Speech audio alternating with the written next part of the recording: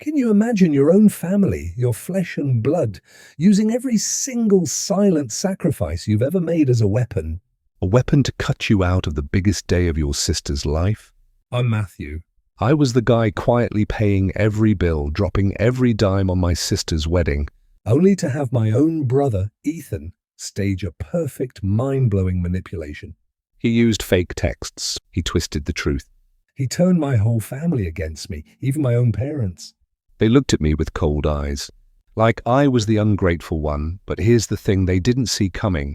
When they thought they'd finally push me off the cliff, I was holding the smoking gun. Undeniable proof of their dark scheme. And the awesome twist I pulled right there in the middle of the ceremony, it left everyone dead silent. This isn't just a story about heartbreaking betrayal. This is about how I exposed the truth, how I got justice in a way the manipulator never saw coming.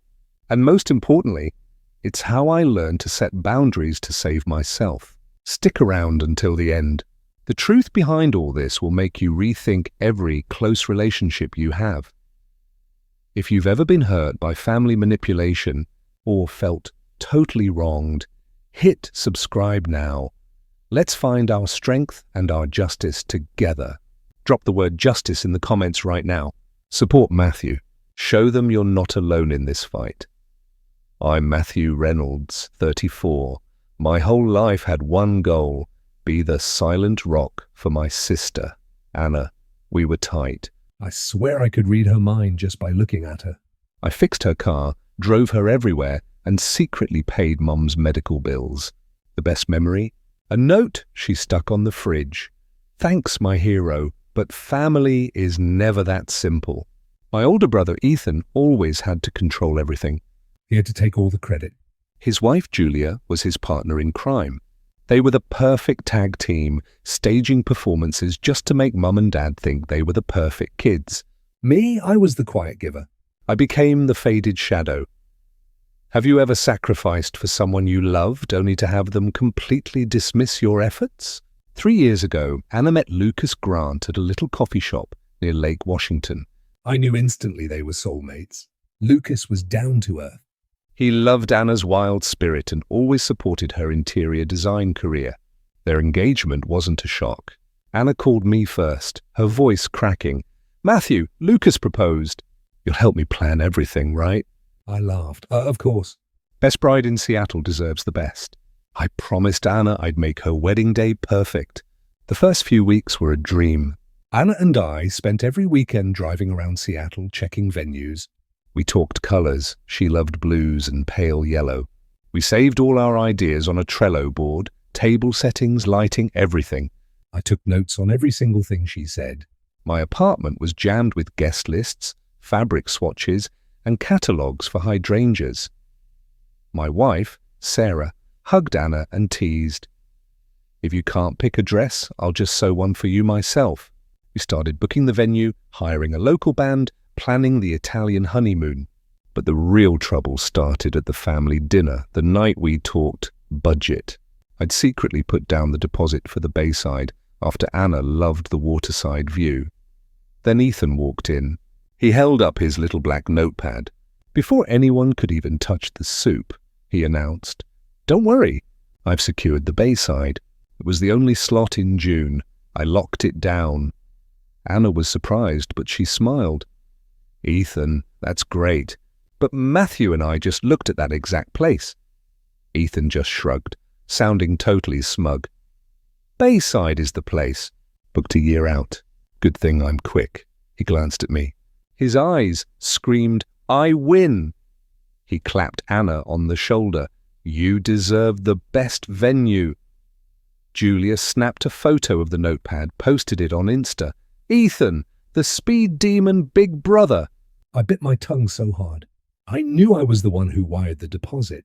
But I wouldn't argue in front of Anna. Over the next few weeks, Ethan and Julia completely hijacked the planning. They unilaterally upgraded every vendor I had already chosen, the catering package, the band, everything. They just made it all grander. They didn't ask me. They barely asked Anna. Julia was always showing off photos on Instagram of Ethan signing VIP contracts. But the deposit money? It was all mine, my kindness, the thing I thought was the strongest bond. Ethan was forging it into a deadly weapon. This time, the knife was aimed straight at my heart. It all started with these tiny, almost invisible changes. If you've ever had your efforts completely dismissed, share your story. I realized something huge. Sometimes boundaries are more important than being nice. That light blue and soft gold Anna and I painstakingly picked. Suddenly, they were too dull. Ethan announced in the family group chat, "We need something more upscale, something that actually matches the Bayside." Anna just slightly shrugged, but her eyes were fixed on her lukewarm coffee. "Ethan's just really excited. I guess it's easier to let him handle it." She paused, visibly struggling, then added, "Plus, he and Julia are talking about dropping serious money." I feel kind of Awkward, but I just don't want to fight. I bit my lip. I retreated. I kept quietly covering the small costs, but I felt like an outsider looking into my own sister's wedding dream. That feeling intensified when Chloe, Julia's friend, a total status chaser, started appearing in Instagram photos.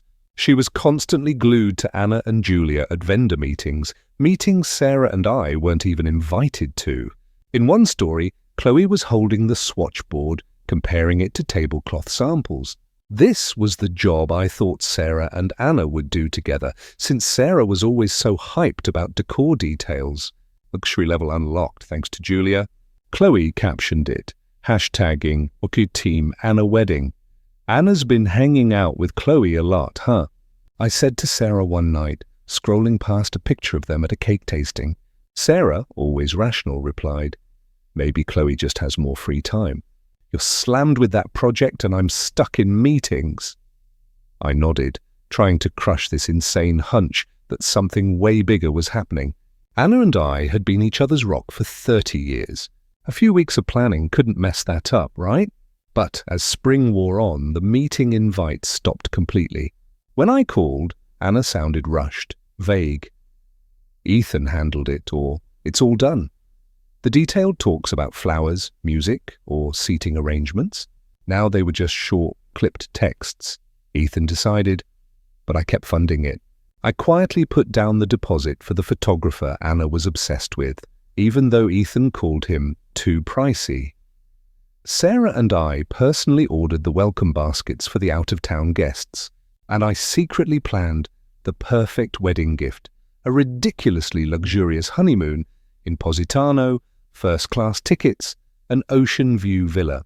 I told myself everything would chill out after the wedding. This was just a stressful phase. Anna and I would eventually laugh about Ethan's control complex over coffee at her new apartment, with Sarah spilling all the wedding tea. I was dead wrong, and everything imploded faster than I thought possible. The day Sarah found out she wasn't invited to Anna's dress fitting felt like a physical gut punch. Sarah told me, her voice ragged, after her co-worker Natalie asked her casually, "How was Anna's dress fitting yesterday?" "The shop owner said she found the perfect dress right away." Sarah froze. Her teacup was hanging in mid-air. "What fitting?" Natalie looked embarrassed. At Elegant Threads." The owner said Julia, Anna, and Chloe were sipping champagne all afternoon. "You didn't go?" Sarah shook her head, eyes red. She confessed, voice choking, "I thought I was supposed to be there with Anna." I held her tight. She squeezed my shirt. Her breathing was ragged, shallow. We both looked out the window. The city lights suddenly felt distant, like we'd just been locked out of our own lives. Sarah had dreamed of helping Anna pick that dress since she was a teenager. That night, I called Anna, my voice cold. "How was the dress fitting?" Sarah wanted to know why she wasn't invited. A beat of silence. Anna gave a forced, dry laugh. She quickly said, "Oh, it was super fast." Julia booked it. It wasn't the official fitting. Chloe was free, so she tagged along. Anna paused, inhaled sharply, and then whispered, "I felt kinda "Awkward about it, Matthew, but I didn't want to start a fight with Julia. I'm sorry." "Sarah could have made time," I said softly. Anna sighed, sounding annoyed. "Matthew, just don't make a big deal out of this. Sarah can still be involved in other stuff." But that other stuff never happened. The bridal shower was planned without consulting us, even though Ethan asked me to cover the venue deposit. Chloe completely dominated the bachelorette party, booking some ridiculously expensive resort Sarah knew Anna hated. Julia posted the photo of Chloe signing the contract, captioned, "Ultimate bachelorette party thanks to Ethan." I looked at the wire transfer receipt from my account and quietly put my phone away. The real storm hadn't hit yet, but in that moment, Sarah and I felt a permanent gut-wrenching shift. We just didn't belong in that world anymore. Every family bond I'd nurtured was snapping, leaving me with an empty ache right there in the living room where I'd been pushed out. That night, after the cringe call with Anna, a terrifying suspicion finally hit me. I checked my texts. I clearly remember sending her this message weeks ago. "Hope you and Sarah have a fun time at the dress fitting tomorrow." That message looked so lonely in my inbox. It had the sent check mark, but no read receipt. I started spiraling. Did my text never even reach Anna? Or did someone intentionally block every single kind word I sent? But wait, what I couldn't grasp then was that those missing texts were just the tip of the iceberg. A much, much bigger conspiracy was already in motion. And the undeniable proof I was about to stumble upon wouldn't just expose the truth, it would force the whole family to face a shock none of them could ever have predicted. "Anna wants something more modern," Ethan cut off my suggestion flatly. Less than 30 seconds later, Julia's text popped up in the group chat. "Let Chloe handle the decor stuff." I silently retreated, but in my pocket, my hand clenched into a fist, my nails digging deep into my palm, a minor physical pain compared to the emotional wound this betrayal left in my heart. Despite everything, I still tried to finalize the special wedding gift, $9,200 for first-class tickets, a luxury villa in Positano, and a romantic sailing experience I knew Anna and Lucas would love. Sarah excitedly helped me choose the activities, her eyes shining as she whispered, "Anna is going to be obsessed with the sunset sail. You know she will." I tried to picture Anna's radiant smile receiving the gift at the rehearsal dinner, imagining that tight hug and the warmth of the bond we once shared. But the harsh reality kept clinging to me. The gap between us was widening like a chasm. Anna started refusing our intimate weekend dinners at our place, each time giving a new excuse, busy with the wedding shoot or meeting vendors. And when we did talk, her voice was monotone, lifeless, like she was reading a memorized script, no trace of the deep, personal conversations we used to have. "Are things okay between us?" I asked her point blank after 3 weeks of sparse contact. Anna looked away. "Yeah, everything's fine. Just busy with the wedding." Ethan and Julia are handling everything. It's so convenient. Sarah, sitting next to me, squeezed my hand under the table, signaling that she also felt Anna pulling away. At a family gathering in May, just 2 months before the wedding, I overheard a conversation that sent a chill down my spine. I walked into the kitchen to grab water. Sarah was making coffee when Julia's voice carried clearly from the dining room. "Matthew is always so difficult. Anna's just realizing it now." He just wants to control everything, to show off what he does," Chloe added, with fake sympathy. "Poor Anna, it's her day. But Matthew just makes it all about himself," Julia sighed. "So we had to minimize his role. For Anna's sake." I froze, water spilling over the glass. Sarah looked at me, eyes wide, whispering, "What are they saying about you?" That night, Sarah and I sat on the sofa. I recounted the conversation, my voice trembling. "What if they don't want me at the wedding anymore? What if they're planning to cut us both out?" Sarah hugged me, her hand slightly shaking. "How dare they say that? I've always treated Anna like my own sister, and you paid for half the wedding." I mumbled. Julia knows how to twist everything. What if she convinced Anna? Sarah nodded, tears welling up. "I've been iced out too, Matthew." "I never thought my own family would do this." "You have to talk to Anna," Sarah said firmly. No more guessing. We both need clarity. She was right. Things had gone too far for silence. The next morning, I texted Anna, We need to talk about the wedding and us. Can we meet? Anna replied hours later. I'm busy. Come to Mum and Dad's house Friday, 7:30 p.m. We can talk then. 6 days felt like a year. Sarah and I prepared together, rehearsing what to say, expressing our pain without accusing, hoping Anna was just caught between Ethan and Julia. That Friday, Sarah and I arrived at my parents' house, filled with hope for reconciliation. I didn't know I was walking into a trap that would shatter our family bonds and force me to redefine loyalty and self-respect. The atmosphere that evening was heavy as I parked in front of the familiar suburban house. The street where I once drove Anna to school now felt alien. Sarah grasped my hand, her dress neatly pressed, but her eyes anxious. I took a deep breath and knocked. Julia opened the door, her face stone cold. Go to the living room. She turned her back without waiting for a reply. The scene inside looked like a meticulously staged play. Stepping into the living room, Sarah and I never suspected the horrifying secret waiting for us. But the thing that chilled me to the bone wasn't the silence.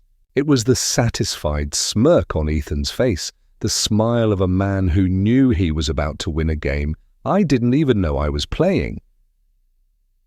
Anna wants something more modern. Ethan cut off my suggestion flatly. Less than 30 seconds later, Julia's text popped up in the group chat. Let Chloe handle the decor stuff. I silently retreated, but in my pocket, my hand clenched into a fist, my nails digging deep into my palm, a minor physical pain compared to the emotional wound this betrayal left in my heart. Despite everything, I still tried to finalize the special wedding gift, $9,200 for first-class tickets, a luxury villa in Positano, and a romantic sailing experience I knew Anna and Lucas would love. Sarah excitedly helped me choose the activities, her eyes shining as she whispered, Anna is going to be obsessed with the sunset sail. You know she will. I tried to picture Anna's radiant smile receiving the gift at the rehearsal dinner, imagining that tight hug and the warmth of the bond we once shared. But the harsh reality kept clinging to me. The gap between us was widening like a chasm. Anna started refusing our intimate weekend dinners at our place, each time giving a new excuse, busy with the wedding shoot or meeting vendors. And when we did talk, her voice was monotone, lifeless, like she was reading a memorized script, no trace of the deep, personal conversations we used to have. Are things okay between us? I asked her point blank after 3 weeks of sparse contact. Anna looked away. Yeah, everything's fine. Just busy with the wedding. Ethan and Julia are handling everything. It's so convenient. Sarah, sitting next to me, squeezed my hand under the table, signaling that she also felt Anna pulling away.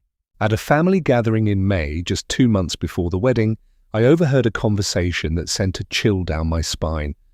I walked into the kitchen to grab water. Sarah was making coffee when Julia's voice carried clearly from the dining room.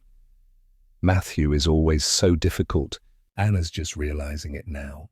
He just wants to control everything, to show off what he does. Chloe added, with fake sympathy. Poor Anna, it's her day. But Matthew just makes it all about himself. Julia sighed. So we had to minimize his role. For Anna's sake, I froze, water spilling over the glass. Sarah looked at me eyes wide, whispering, What are they saying about you? That night, Sarah and I sat on the sofa. I recounted the conversation, my voice trembling.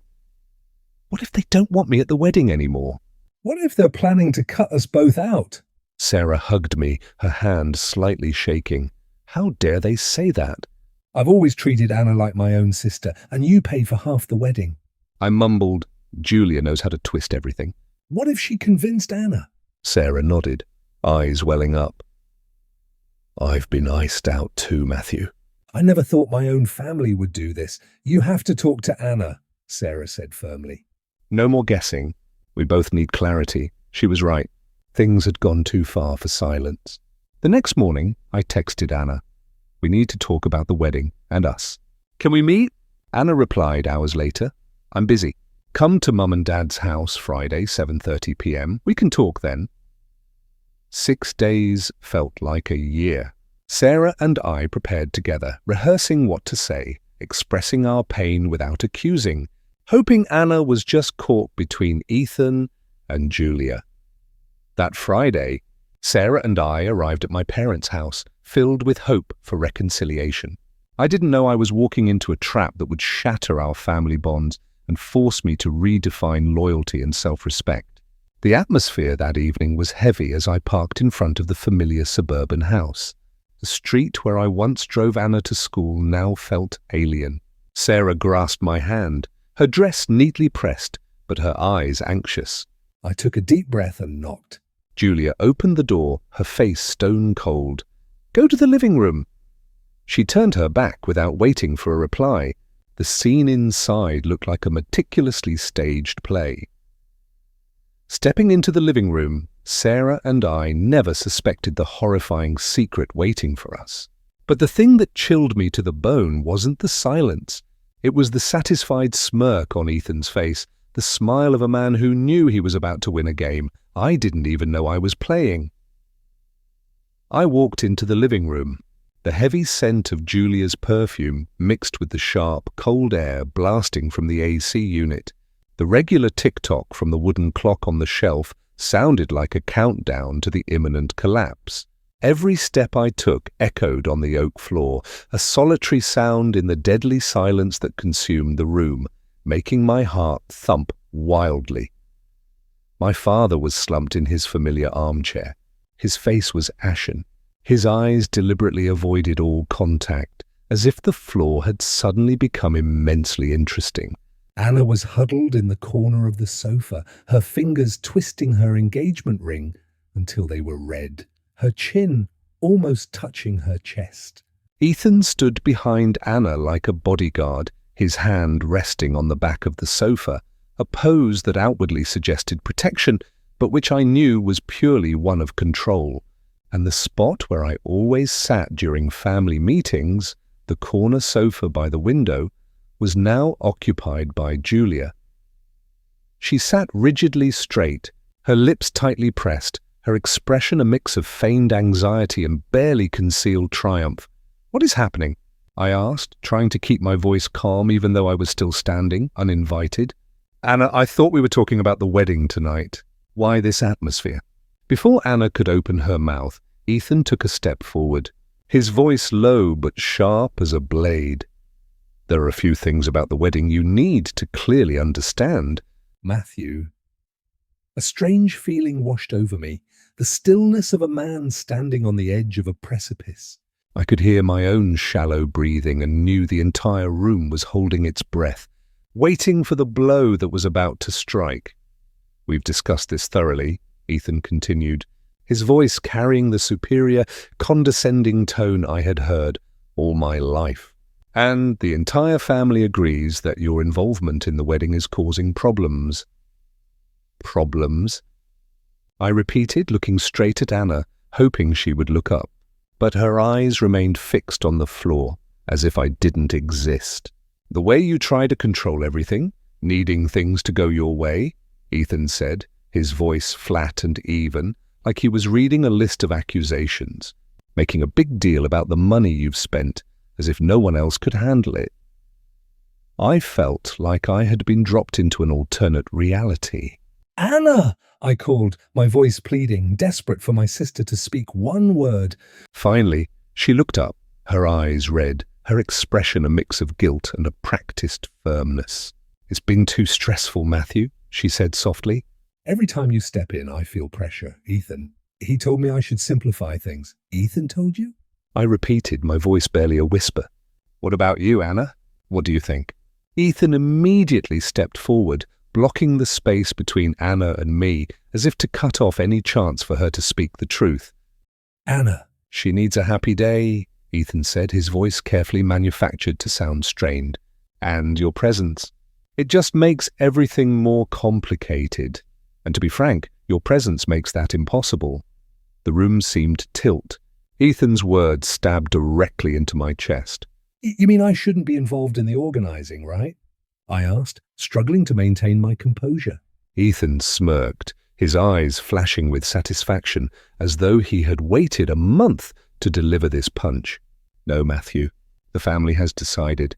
You are not invited to the wedding," he said slowly, each word a knife edge. "Not as a supporter, not as a brother, and not as a guest. It will be better for everyone." Silence engulfed the room. I could hear the wooden clock, tick-tock, counting every second of the seemingly endless moment. Dad shifted slightly in his chair, but said nothing.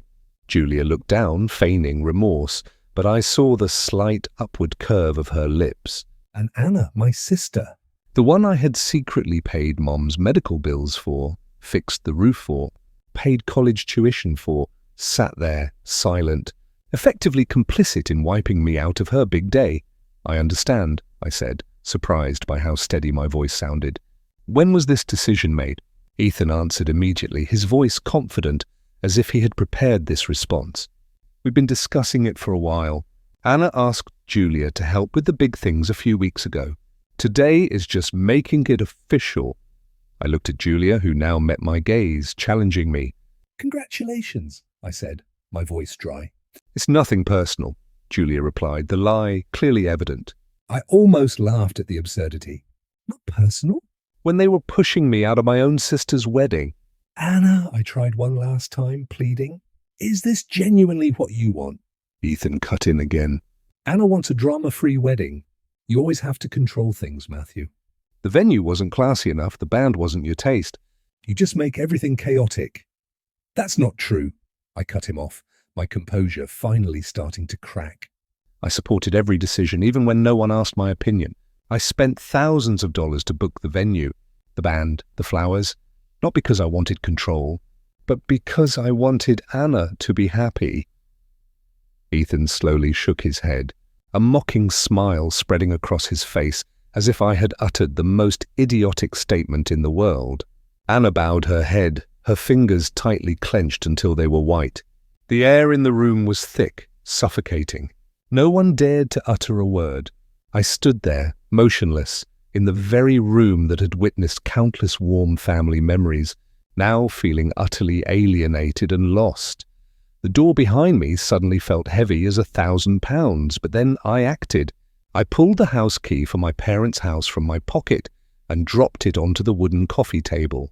The sharp clatter of the metal hitting the wood echoed piercingly in the stillness, like the sound of the door to my heart slamming shut forever. The drive home blurred before my eyes. The hot tears, finally free after all the suppressed pain, streamed down my face. Ethan pointed a finger at me, his voice sharp as a knife. "See that? Showing off money again, using those payments to manipulate the wedding." "That's exactly why you can't be there." I looked over at Dad, my eyes pleading for him to say something, anything. Dad briefly met my gaze, then turned away, his lifelong habit of avoiding conflict won again. I shifted my gaze to Mom, a final hope that she would speak up, would defend me as she once did when I fixed their leaky roof or paid her hospital bills. But Mum just sat there, her lips pressed tight, her eyes looking down at her teacup, as if I didn't exist. Their silence was another cut. A strange calm came over me, like the stillness of the sea before a storm. Perhaps this was the liberation I never dared to admit? I wondered. 34 years spent trying to be the good son, the perfect brother, only to be tossed aside like a worthless object. But why did my heart still ache like 1,000 needles piercing my chest? I looked down at my hands, trembling uncontrollably. The hands that had fixed the leaky roof on rainy nights, that had held heavy hospital bills, that had wiped away my sister's hot tears. Now they were empty, useless, just like my soul at this moment. Then suddenly, like a beam of light cutting through the fog of pain and confusion, the brutal truth dawned on me. This was no longer a misunderstanding. This wasn't something that could be fixed with a frank conversation. This was a meticulously orchestrated, precisely calculated plan of exclusion, and it had been quietly unfolding over many months. Fine, I said, my voice level, almost emotionless. I turned and walked toward the door. I heard no more calls, only the echo of my leather shoes on the marble floor, a dry, solitary sound. I opened the door. The cold Seattle evening air hit my face, carrying the damp scent of freshly cut grass, the smell of a peaceful life that had just been shut away. The road home blurred before my eyes. Seattle's streetlights streaked into hazy lines as tears suddenly spilled out. I had to pull over twice when my vision was too blurred to continue driving. My phone vibrated endlessly with messages, but I didn't bother to check it. When I arrived at the apartment, Sarah was waiting. Her eyes lit up with hope before shattering the moment she saw my face. "What happened?" Sarah asked, pulling me into a hug. I held her, and everything tumbled out like fragments of glass. Choking back tears, I told her about the trap, Ethan's triumphant eyes, Anna's silence, Julia's faint smirk, and Dad, not saying a word, Mom, not even bothering to look up from her teacup. "They can't do that," Sarah cried, her voice filled with outrage. "You're Anna's brother." "You've done everything for her." "Looks like nobody cares," I whispered, overwhelmed by exhaustion. Ethan had been planning this for a long time, making the whole family believe I was the bad guy. Sarah held my hand. Her touch was warm but slightly trembling. "What are you going to do now?" she asked. I looked out the window at the city lights flickering in the distance, empty but strangely also relieved. The worst had happened. Now I could start over. "I don't know yet," I admitted, "but I know I deserve better than this. All of this." At the time, I didn't realize that tonight's confrontation wasn't the end. It was merely the prelude to what was coming, both a deeper betrayal and an unexpected path to healing in the days that followed. But I knew that before I could begin the healing journey, I needed to take a decisive action, an unexpected financial leverage, to remind them, when Matthew Reynolds is cut out, the things he built will also vanish. Sleep evaded me that night. I lay awake, replaying the scene in my parents' living room, analyzing every word, every glance, searching for something I might have misunderstood. But Ethan's smirk when declaring not invited was clear as a sharp knife, leaving no room for ambiguity. At 4:30 a.m. I gave up on sleep. Sitting at the kitchen table, a cold coffee cup beside me, I opened my laptop and began listing everything I had paid for Anna's wedding. The deposit for the photographer, $2,800. The welcome baskets for out-of-town guests, $900. The jazz band I hired to surprise Anna, $500. The list grew with smaller items. The antique photo frames I found, perfect for Anna's vintage style. The calligraphy service for the invitations, because Anna had raved about handwritten script. And the deposit of over $1,200 for the wedding dress at Elegant Threads, the shop where Anna had once stopped in front of the window, her eyes bright, when she saw the classic tulle dress she loved. Then the biggest gift, the Positano honeymoon. First-class tickets, $4,500. The villa overlooking the Amalfi Coast, $4,000. The experiences I arranged, the Italian cooking class, the sunset sailing trip, the small-town discovery tour. Totaling $700, I had spent over $16,000 on a wedding that I was now banned from.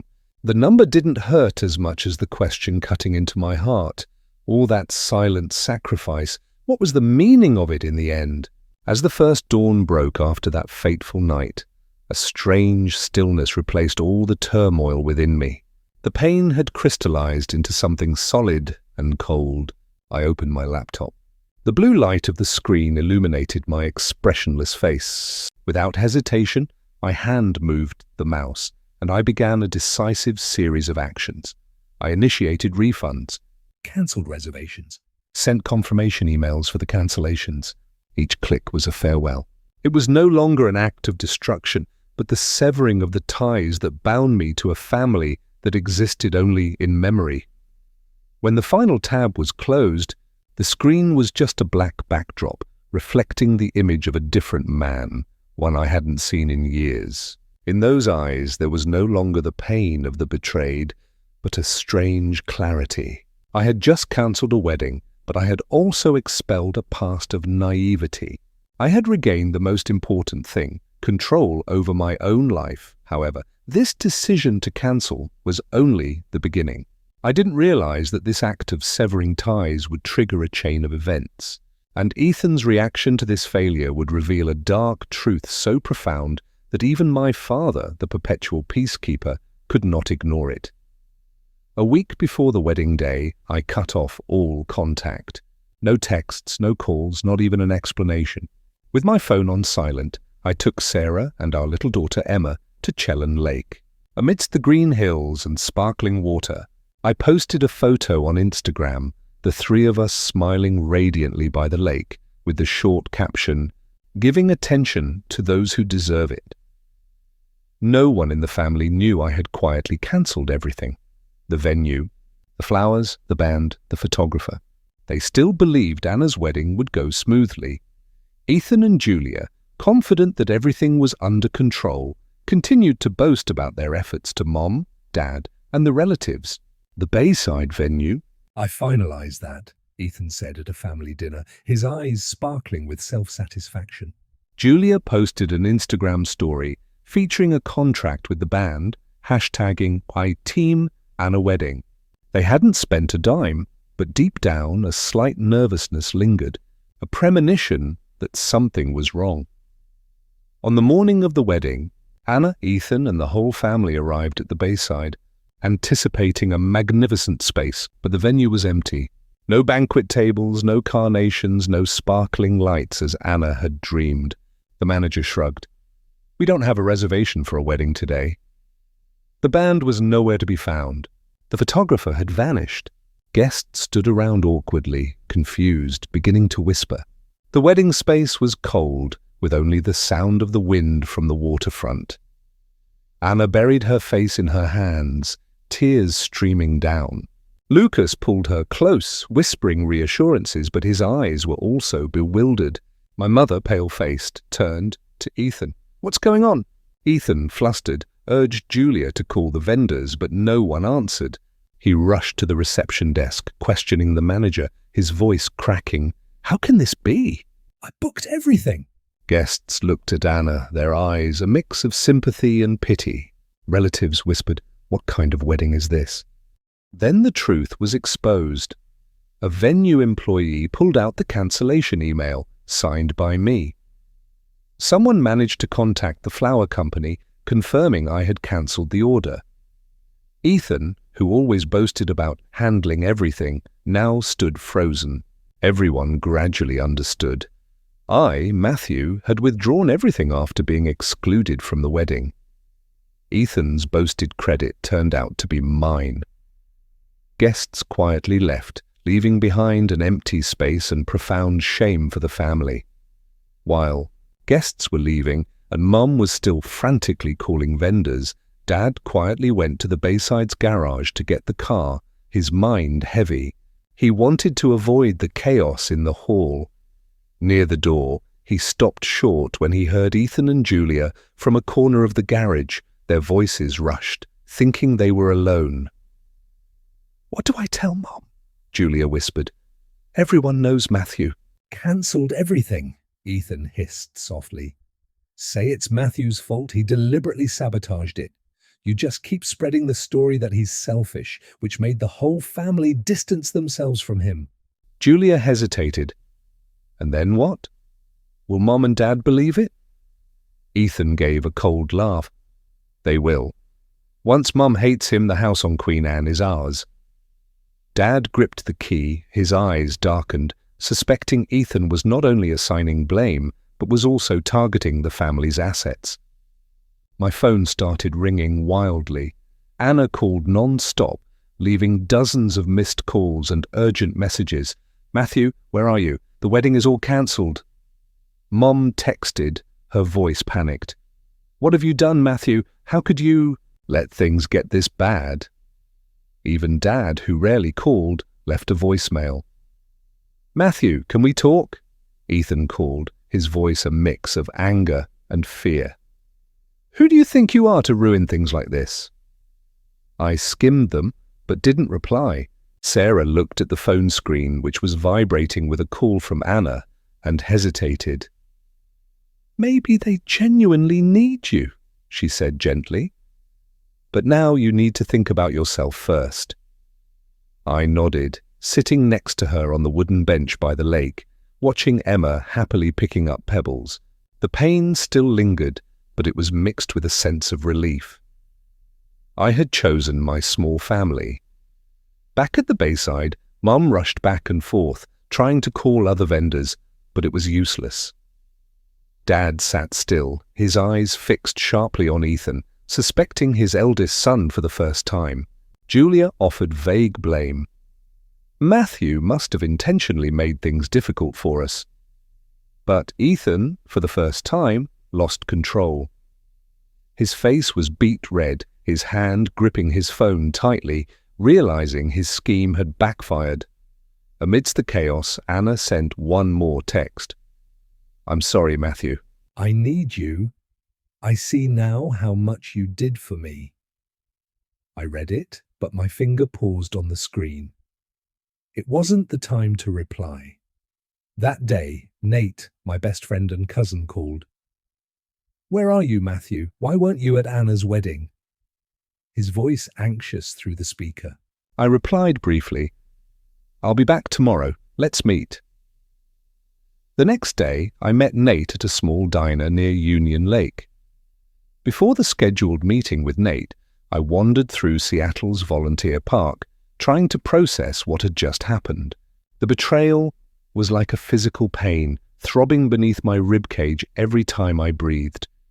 Anna and I had shared everything for 30 years, secrets, dreams, sorrows, joys. How could she sit silently while Ethan kicked me out of her wedding day? How could she let Julia, of all people, take my place? I didn't plan to tell Nate everything. But just one look at my face, he knew something was serious. "They did what?" Nate nearly shouted when I finished telling him, causing the nearby tables to turn. "Ethan said that right to your face?" I nodded, pushing my fork through the salad without bothering to eat it. "And Anna just sat there, saying nothing," I continued, my voice flat. "She tried to call my name once, but Ethan just cut in, and she didn't stop him." Nate's indignation was like medicine, soothing the hours of self-doubt. Anna might be caught in the middle, but to let things go this far? Nate shook his head, gripping my hand across the table. "Matthew, there's something you need to know." "I didn't want to tell you before because I didn't want to upset you." Nate hesitated. "But now I think you should hear it." My stomach tightened. "What is it?" "Ethan has been bad-mouthing you for a long time," Nate replied, his face troubled. "At Anna's engagement party, he told my aunt that you were jealous of your sister's happiness. Then last month, at a neighbor's party, he mentioned to people that the whole family was worried about your unstable mentality, that everyone should be careful around you." I looked at Nate, stunned. "What? How dare he say that?" "I'm not sure," Nate said. "But Ethan spreads those comments everywhere in the friend group, among colleagues." "Not directly, just vague statements, worried glances. Just enough for everyone to think you're difficult, unstable."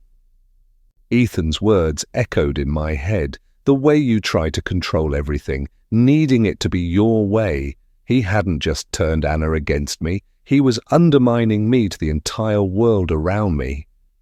"Why?" I whispered, more to myself than to Nate. "What does he get out of it?" "Control," Nate answered bluntly.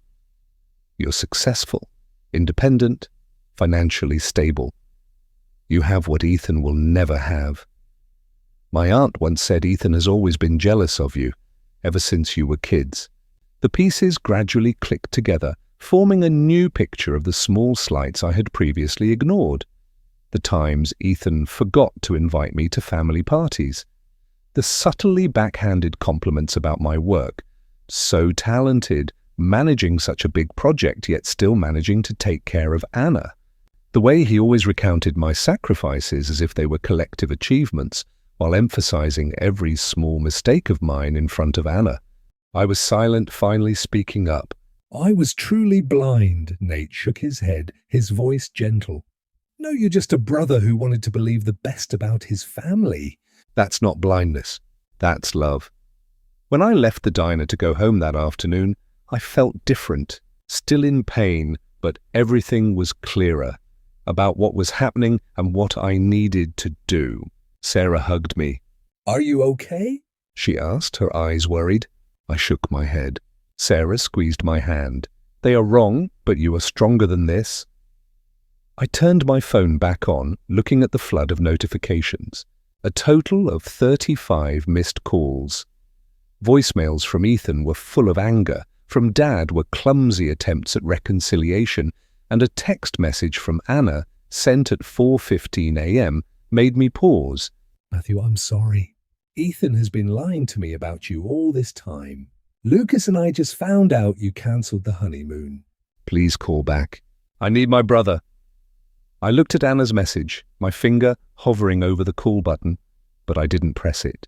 The emotion in the message was genuine, but after months of manipulation and the cruel trap the day before, I wasn't ready to rush back into the drama without understanding more. The other messages painted a picture of a chaotic family. Ethan's voicemails shifted from arrogance, "How dare you cancel the honeymoon after promising it?" to threats, "I'll tell everyone about your behavior," and then to a fake attempt at reconciliation. "Saying sorry will fix things, Matthew." Dad was quieter, his voice low. "Your mother is furious," he said in one message, background noise suggesting he called from his car, probably so Mom wouldn't hear. "I didn't know anything until yesterday. Call back when you're free." Relatives also started speaking up. My paternal uncle, always siding with Ethan, left a lecture about respecting one's elders. Grandma, her voice trembling, asked if I was okay, clearly having heard Ethan's version. But there was also unexpected support. Aunt Susan, who rarely got involved in the Reynolds family drama, left a firm message. I've seen Ethan do this before, Matthew. He did the same to me and your mother. Call me, I decided to start there, calling my father's sister first. Matthew, Aunt Susan's warm voice answered immediately. I've been so worried about you. Are you okay? Not really, I admitted. Aunt Susan, I don't understand. Why did Ethan do this? Because you threaten him, she answered bluntly. You always have, ever since you were little. Smart, independent. Ethan needs control, needs to be needed. When he's challenged, he reacts by turning Anna against me. Kicking me out of the wedding? I asked, my voice choked. She sighed. That's his method. He did the same to me back then. Your dad and I were close, but when Ethan married Julia, everything changed. He made up lies about me bad-mouthing Julia. I wasn't invited to their wedding. I sank back onto the chair, shocked. Dad never told me any of this. Your dad always chose peace over confrontation, especially with Ethan, Aunt Susan said, her voice softening. Your dad and I reconciled later, but things were never the same. But this isn't about the past now. Now is the time to stop this cycle before you and Anna are estranged forever. After the call, I contacted Claire, a college friend who works as a psychological counselor. Without revealing private details, she helped me understand the dynamics behind it. The manipulative behavior. Ethan used triangulation, turning you into the villain and Anna into the victim, Claire explained, referencing the relationship between Anna and me since childhood. Most importantly, she stressed, is to maintain your boundaries but leave room for Anna to find her own way back. She is also being manipulated. I was still contemplating Claire's words when my phone vibrated. Another call. The phone rang brightly early in the morning. Lucas, Anna's husband, was calling. Matthew, thank goodness you picked up. His voice was frantic. Anna cried all night. What is going on? I kept my voice calm, not ready to trust yet. Lucas, you tell me. What's the matter?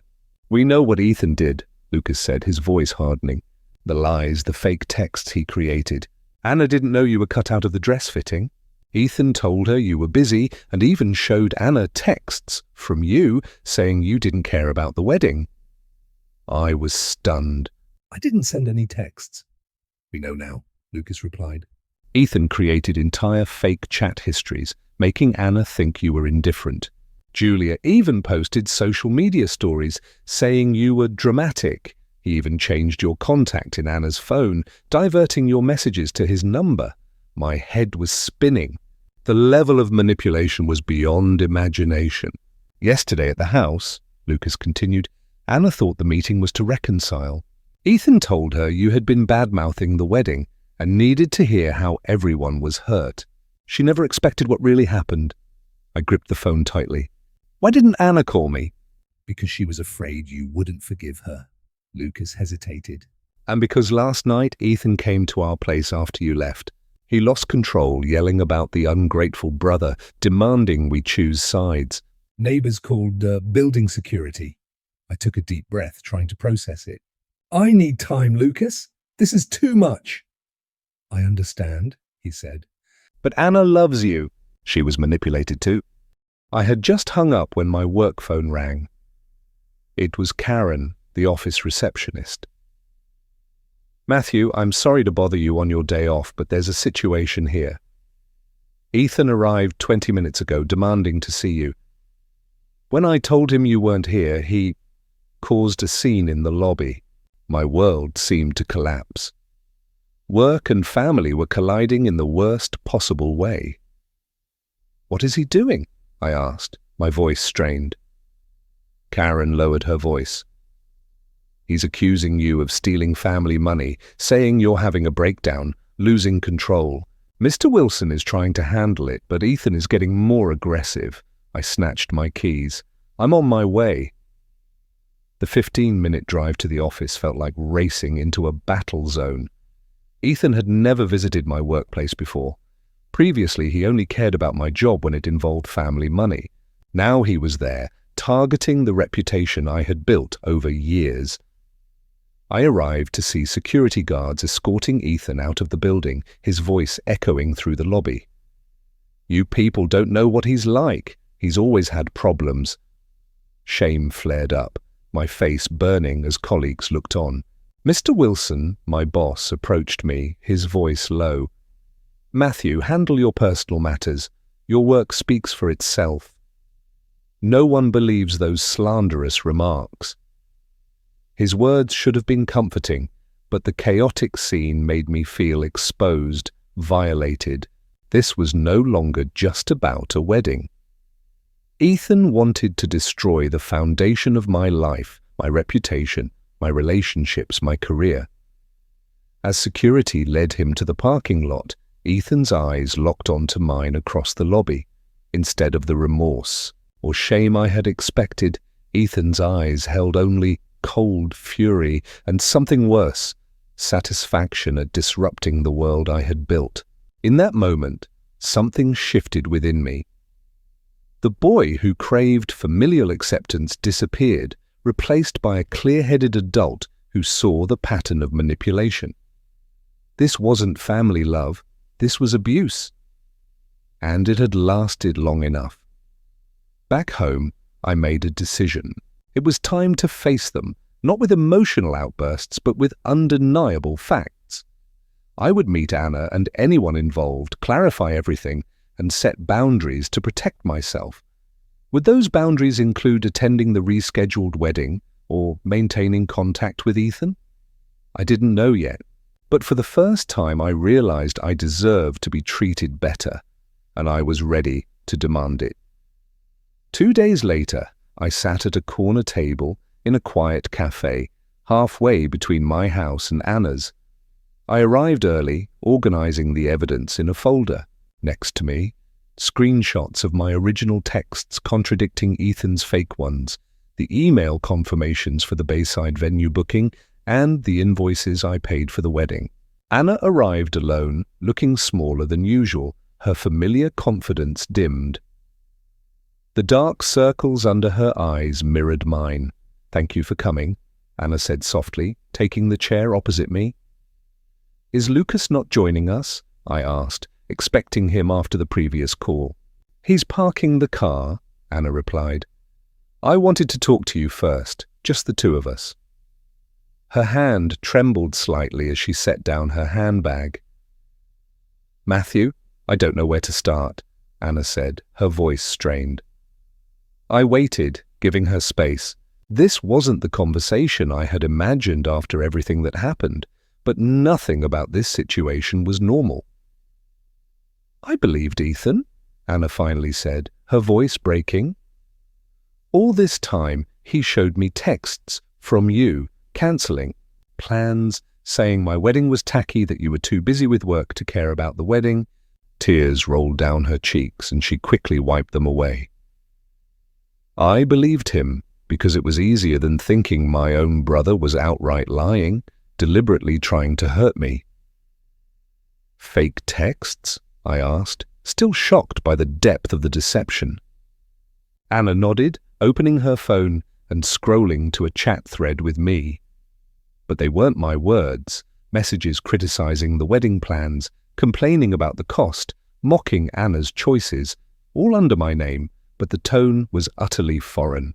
"Ethan used my phone when he was visiting the family," Anna said. "He created a contact with his number, but my name. When I texted you, I was texting him. He replied pretending to be you and then deleted your real texts. I didn't receive half the messages you sent." The calculation of the trick sent a shiver down my spine. "But what about when we met in person? Didn't you find it strange?" "We barely saw each other these past few months," Anna replied. "Ethan always said you were busy with meetings or traveling. When we did meet, he was there, driving the conversation and afterward twisting your words in the worst possible way." Anna looked up as Lucas arrived, carrying 3 cups of coffee, and sat beside her. "He poisoned everything," Anna said. "Matthew, I'm so sorry," Anna choked out, her voice thick with sobs and caught breaths. I looked deep into my sister's red-rimmed eyes, the face of the person who was once my soulmate, my companion for 3 decades of my life, which now suddenly felt heartbreakingly alien. A part of me longed to hug her tight, to erase all misunderstandings as we had done before. But another part wanted to scream out, "How could you be so naive as to hand over control of your life to someone else?" "I should have realized sooner," Anna said through her tears. "How did you two find out?" I asked, struggling to maintain a calm tone. Lucas spoke up, his voice deep and steady. The honeymoon cancellation was the key. When Anna received the cancellation notice for the reservation, she was completely confused because she knew nothing about that Hawaii trip. Ethan had lied, saying you promised them a luxurious honeymoon, but then cancelled it in anger after being cut out of the wedding. "But it was so illogical," Anna interjected, her voice filled with emotion. "How could you spend such a huge amount of money on my honeymoon if you truly hated me, as Ethan claimed?" "So we started investigating," Lucas continued. We closely checked Ethan's text history, carefully comparing every timestamp. When we discovered undeniable contradictions, everything began to fall apart. "The final evidence," Lucas said, his voice becoming serious, "was a hidden folder on Ethan's tablet. He had saved screenshots of all the fake chat threads, probably so he would never confuse his own fabricated stories." I pushed my folder across the table. "I have evidence too." Invoices, original emails, everything. Anna and Lucas looked at the documents, their expressions shifting from shock to horror and then fury.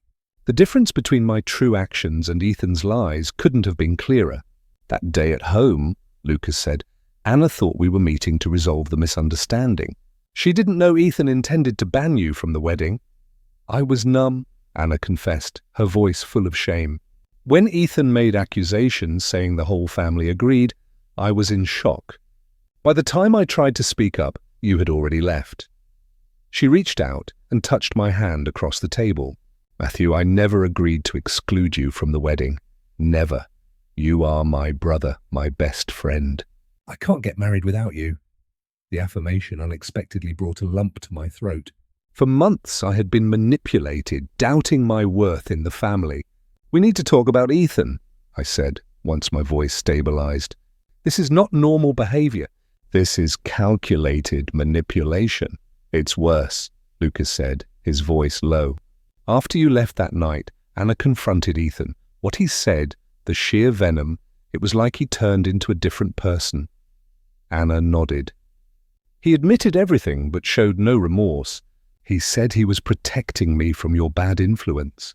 When I demanded you attend the wedding, he threatened to withdraw his financial sponsorship and spread rumors that I was having a pre-wedding breakdown." "Exactly how he slandered me," I murmured. "That's right," Lucas confirmed. "He uses this tactic to undermine anyone who challenges him." For the next hour, we uncovered Ethan's pattern of manipulation. Fake texts, blocked invitations, rumors spread among relatives, financial control. Each revelation piled upon the next, painting a picture of emotional abuse spanning decades.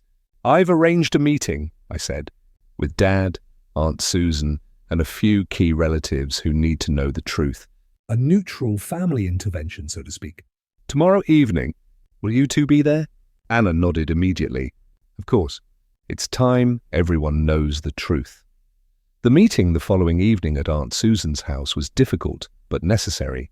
We gathered in the living room, Sarah and I, Anna, Lucas, Dad, Aunt Susan, my paternal uncle, and Grandma, who insisted on attending after receiving a worried call from Ethan. I presented the evidence dispassionately, step by step. The fake texts, the Bayside invoices, witness testimonies about Ethan's public behavior, from neighbors calling security to colleagues in the office lobby. Aunt Susan recounted the times Ethan had manipulated her years ago. Lucas described Ethan's rage at their apartment. Dad sat silently through the whole meeting, his face growing ashen as the evidence piled up. My mother looked down at her hands, quiet, seemingly trying to avoid everyone's gaze. When Dad finally spoke, his voice was barely audible. "I knew part of it," he admitted. "Not the whole extent, but enough that I should have done something a long time ago." He looked at me, his eyes full of regret. "I chose comfort over defending you." "I'm sorry, Matthew." Ethan and Julia arrived last, believing this was a meeting about the wedding budget. Ethan's confidence shattered, and Julia froze when she saw everyone and the evidence spread across the coffee table. "What is this about?" Ethan snapped, his eyes darting across the faces. Julia stood beside him, her lips tightly pressed, her arms crossed. "A chance to tell the truth," I answered simply. Ethan denied everything, accusing us of plotting against him, using his old manipulative tactics to rally allies. Julia nodded slightly in support, adding a few weak defenses for Ethan, but her voice faded when Lucas brought up her social media story. When denial failed, Ethan erupted in anger, alternating between cold fury and losing control. Julia stepped back, silent, her eyes flickering. Finally, cornered by the evidence, Ethan cried, pleading misunderstanding, claiming he only wanted the best for Anna. "I won't accept being treated this way," Ethan declared when no one was swayed. "After everything I've done for this family, for Anna's wedding." Anna stood up, facing him. "Regarding the wedding," she cut in, "Matthew will walk me down the aisle as I always wanted. If you can't respect him, you will only have a very small role in the wedding and in my life going forward." Ethan's face twisted in shock. "You choose him over your siblings?" "I choose the truth instead," Anna replied, her voice firm. "I choose healthiness." Ethan turned to Dad. "Dad, you can't let this happen." For the first time, Dad did not back down. "Ethan, enough," Dad said. "Look at the evidence. This stops now." Dad paused, his voice heavy with emotion. "And there's more." "On the day the wedding was ruined, I happened to overhear your conversation in the garage. You and Julia were talking about Matthew being ungrateful, manipulating Anna and everyone else, and then planning to seize the Queen Anne house. I tried to convince myself it was just a misunderstanding, but now the truth is too clear." Ethan and Julia went pale, unable to speak. The air in the room froze. It was in that very moment, Dad continued, his voice catching, that I noticed a bank notification on Ethan's phone. Transaction of 50,000 USD pending confirmation. Queen Anne house purchase. That was the moment that fully woke me up. Ethan didn't just want to take over his sister's wedding. He wanted to take over everything. The meeting ended in heavy silence, with no clear resolution reached. Ethan and Julia stormed off with angry faces, repeatedly threatening consequences for what they called betrayal.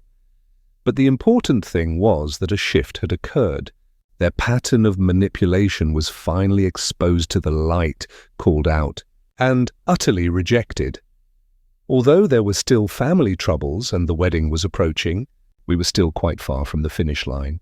However, for the first time in a long time, I felt the family was moving towards a common goal, the truth and healthy relationships, regardless of how it might affect the wedding just weeks away. In the final week before the wedding, a fragile, new normal slowly took shape amidst the family cracks. The atmosphere resembled a city that had just survived an earthquake. On the surface, everything seemed intact, but deep cracks remained beneath, forcing us all to tread carefully. Anna and I tried to mend things through conversations, but often lapsed into silence, not out of anger, but because we both understood that some wounds need more time to heal. In those silences, Sarah was the gentlest and most solid bridge, the only person who could soothe both Anna and me without judgment. Meanwhile, Ethan and Julia remained stuck in their familiar cycle of manipulation, sometimes cold silence, sometimes pleading for sympathy, then bursting into angry accusations, before reluctantly accepting the new boundaries we had set. Their constant fluctuation only highlighted the most astonishing change: my father. For the first time in his life, he stood firmly by my side, openly supporting me in the role of walking Anna down the aisle, a milestone I had never dared to expect. After years of choosing peace, Dad seemed to have found a hidden strength. "I should have protected you two a long time ago," he said on the balcony of my apartment, the Seattle lights twinkling. "I thought silence was keeping the peace. I was wrong. Why the change now?" I asked gently. What changed? Dad looked at his coffee cup for a long time. "Seeing everything clearly, their calculation, I couldn't hide any more. Honestly, Matthew, I'm tired." Tired of being cautious, tired of pretending everything is fine. The sincerity of my father felt like a sweet shock, both stunning me and beginning to mend the cracks in my heart. The man who was now willing to face the truth, apologize and change, ignited a fragile hope in me that this family could still be transformed. Then one evening, Anna showed up at my door. In her hands were 2 cups of hot coffee, the familiar flavor she knew I loved since college days. "Matthew," her voice was soft and full of remorse, "I'm sorry." "Truly sorry for not seeing you." We sat by the window in silence with our coffee, letting the city lights gradually illuminate the space between us. No explanation would have meant as much as the moment of peace we rediscovered. From then on, our late morning reunions slowly returned, becoming our new routine. During one such morning, Anna suddenly confessed, "I keep thinking if Lucas hadn't found the fake texts." I gently reached across the table and held her hand, interrupting her with an affirmation. "Don't think that anymore. What matters is that we are here, together." The mending between Anna and me became the foundation for establishing the final boundaries with Ethan and Julia. The family laid out clear conditions. They could attend the wedding, but with a strictly limited role, no decision-making, no unilateral contact with vendors, and an end to all exclusionary and manipulative behavior. When he heard this, Ethan gave a cynical laugh, his voice full of contempt. "What if I refuse?" Without hesitation, Anna retorted with a firm tone I had never heard before. "Then you and Julia will be just guests. You will attend my wedding, offer your blessing, and not interfere with anything." To my surprise, Ethan and Julia agreed, but their compliance seemed calculated. Ethan's resentful gaze quickly concealed by a veneer of false friendliness, and Julia's tense silence told the real story. My journey across this boundary changed me in unexpected ways. The initial pain gave way to clarity about the family dynamics I once considered normal. Working with a therapist on family trauma, I realized I had previously enabled and people-pleased, making me vulnerable to manipulation. Your value does not lie in what you give to others, Dr. Evans, my therapist, reminded me during a difficult session. Not in terms of money, emotional resources, or support. This statement became my guiding principle as the final stages of wedding preparations unfolded. I was ready to return to my leading role in the wedding, now with new boundaries. I helped coordinate, supporting Anna with the final details, but I didn't deplete my savings or sacrifice my well-being to manage others' emotions. I also rearranged and rebooked the honeymoon for Anna and Lucas, still generous but reasonable, reflecting a healthy approach to giving. "This is a voluntary gift with no strings attached," I said, when presenting the new itinerary. "It is not given in exchange for acceptance or affection." The wedding day arrived, sunny and beautiful, a stark contrast to the emotional storms that had preceded it. The ceremony was set for 4:30 p.m. at the Bayside Hotel, leaving the morning and afternoon for preparation. Ethan adhered strictly to the limits, though clearly stressed. Julia, however, remained silent, focusing on playing the perfect wife to Ethan in front of the guests. My mother stood quietly beside my father, her eyes neutral, looking away from any disputes. I stood outside the bridal room, watching Sarah help Anna adjust her wedding dress, the dress that neither Sarah nor I got to choose with her, due to Ethan's fake texts. Seeing Sarah carefully adjust the lace, I felt a brief pang of pain for the simple joys that were lost. Sarah caught Anna's eye in the mirror. "I wish I could erase the last few months," Anna said softly. "I don't," Sarah replied, her voice firm. As painful as it was, it exposed the truth. "Now we build something healthier." Anna turned around, radiant in the white lace. "How are you so wise?" "Perhaps since you became so brave," Sarah replied, adjusting her veil. I watched silently, my heart a mixture of emotions. Sarah and Anna had found their way back to each other, just as Anna and I had.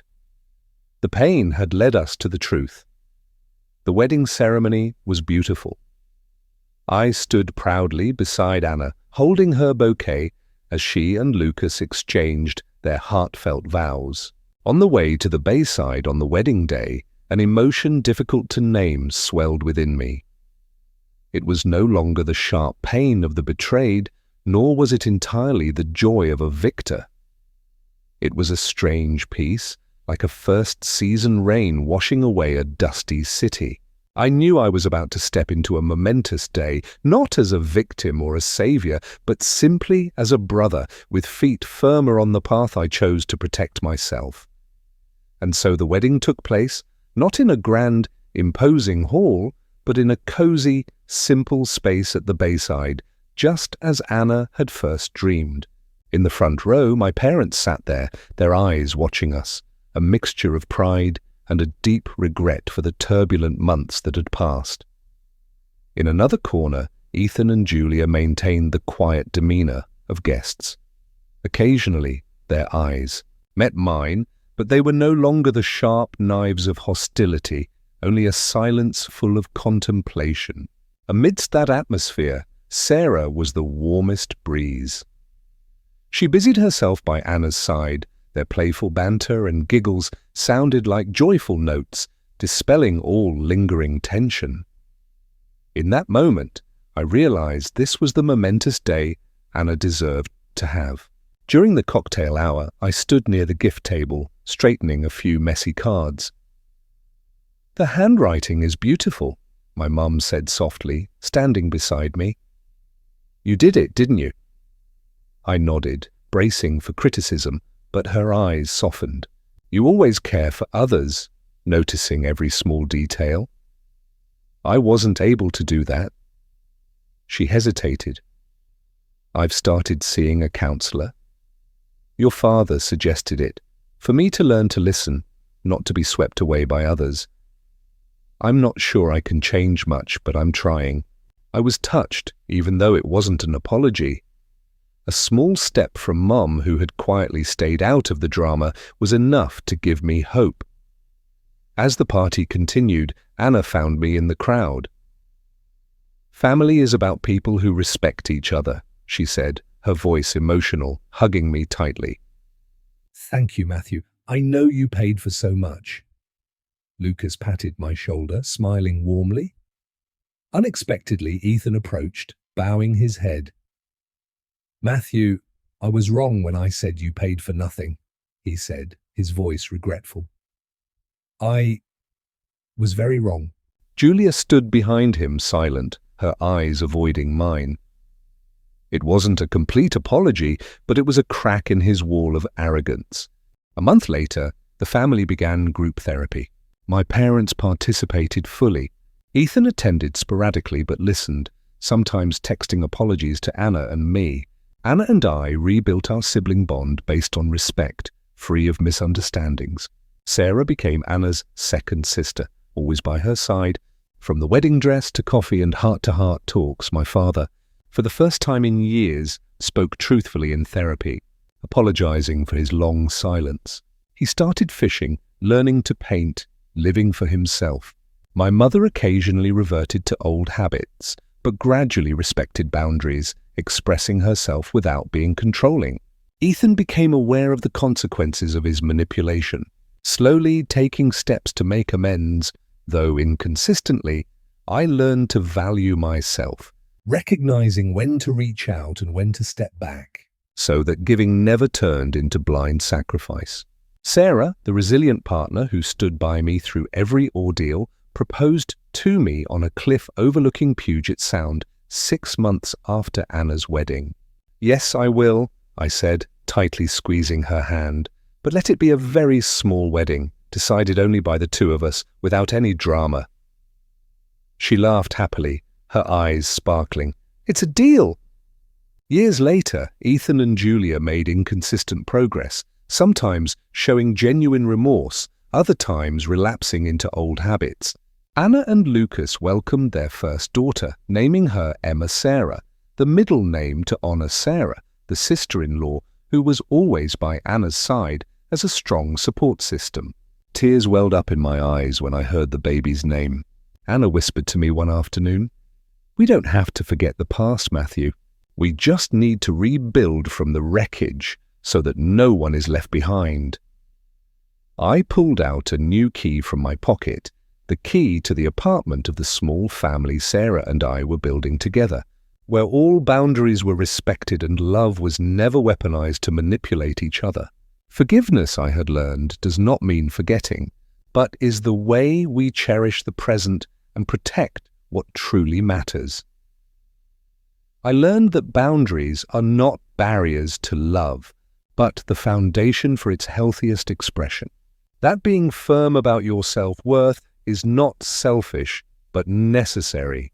The journey from that painful night when Ethan called me ungrateful and faked texts to push me out of the wedding, to where I stand today, was not easy. It required the courage to face painful truths, the wisdom to distinguish between healthy and toxic relationships, and the strength to demand the respect I deserved. If you are facing family drama or painful exclusion, remember, sometimes the hardest boundaries to set are the first steps toward healing. Your value does not depend on whether others see it or not, and when the door to reconciliation seems closed, it might be the start of opening a healthier door. Matthew's journey has taught us a valuable lesson. Sometimes, the hardest boundary to set is precisely the first step toward genuine healing. Your value never depends on whether others see it or not. If this story touched your heart, if you are also looking for the courage to demand the respect you deserve, subscribe now. This action is not just to support us, but it's how we collectively spread this strength to thousands of people who are quietly enduring. The next story will help you answer how to distinguish between genuine love and manipulation in disguise. Don't miss it. And finally, I want to hear from you. In the journey to reclaim respect, what do you believe is most essential?